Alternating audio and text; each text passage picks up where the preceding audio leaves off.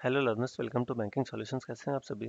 आशा करता हूँ आप सभी बहुत ही अच्छे होंगे। आपकी तैयारी बहुत अच्छे से चल रही होगी। और आरआरबी क्लर्क और आरआरबी पीओ मेंस को टारगेट करते हुए मैंने एक वीडियो सीरीज लॉन्च की जिसमें कि मैं कंप्यूटर अवेयरनेस के 20 एमसीक्यू हर दिन कराता हूँ। आज डे 5 है।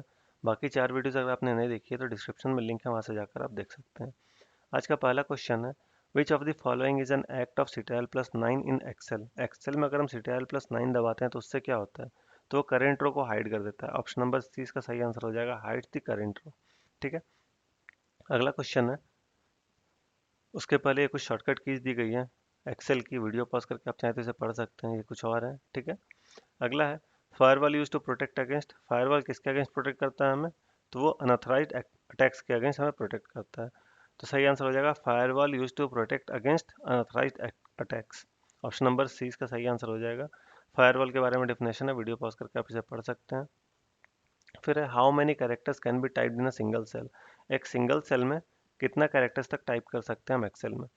तो वो है 32767। ऑप्शन नंबर डी इसका सही आंसर हो जाएगा, 32767।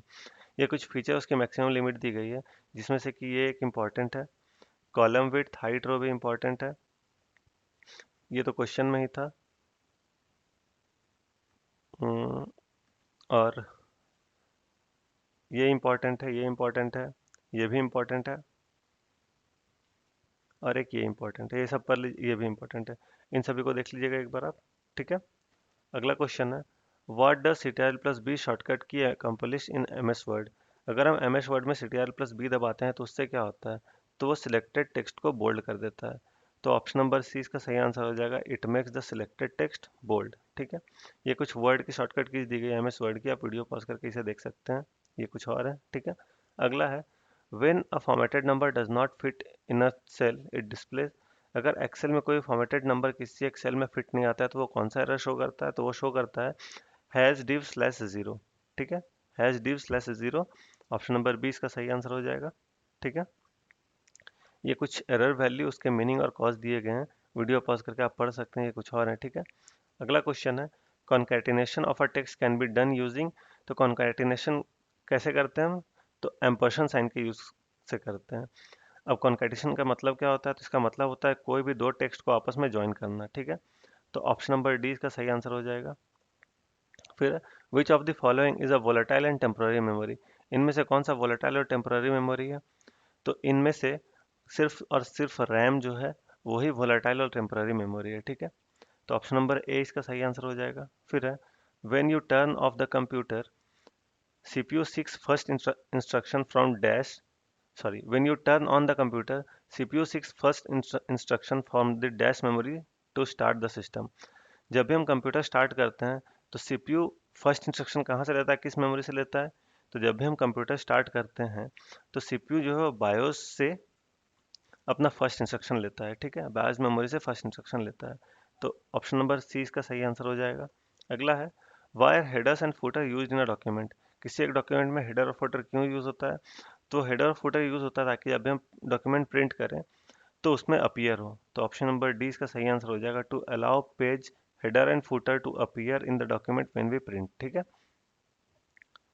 अगला क्वेश्चन है, which element of worksheet can be protected from accidental modification.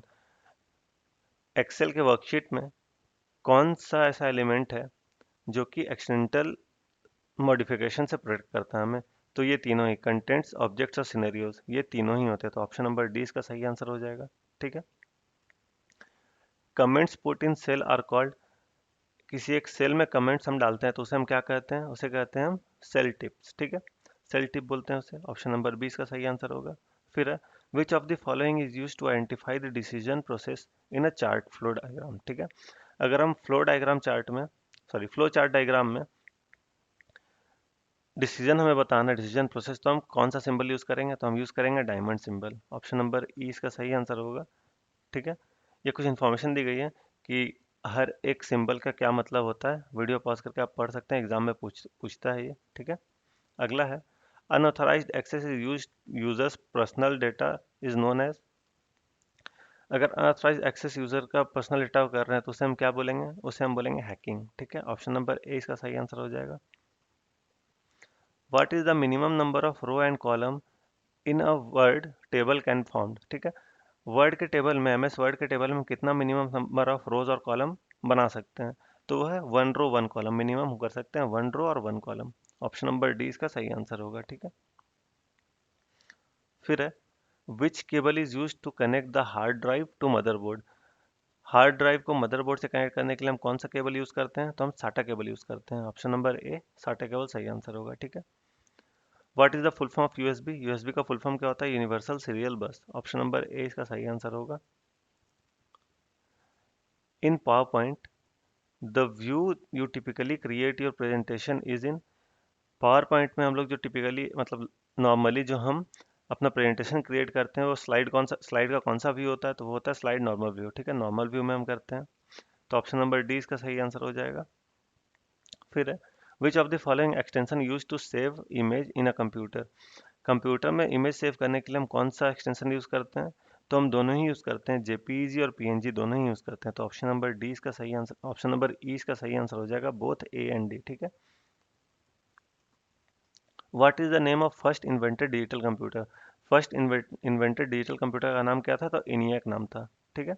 E N I A C, E N I A C first invented digital computer था। ऑप्शन नंबर सी इसका सही answer हो जाएगा। ये कुछ फुल फॉर्म्स दी गई है, वीडियो पॉज करके आप इसे पढ़ सकते हैं, इंपॉर्टेंट फुल फॉर्म्स एग्जाम में आती हैं, ठीक है। फिर है, the processing speed of computer depends on. किसी भी कंप्यूटर का प्रोसेसिंग स्पीड किस पे डिपेंड करता है? तो क्लॉक पल्स पे डिपेंड करता है, ठीक है। Option number a clock pulse इसका सही आंसर होगा। तो आज का यही था, टोटल 20 क्वेश्चंस।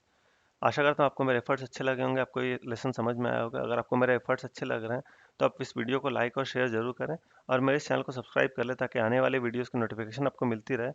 और आपके सब्सक्राइब करने से मुझे मोटिवेशन भी मिलती है, तो प्लीज़ सपोर्ट करें मुझे। अगर आपको किसी भी प्रकार का डाउट है या कोई भी सजेशन आप कमेंट सेक्शन में दे सकते हैं। एग्जाम के लिए आपको all the best. Thank you.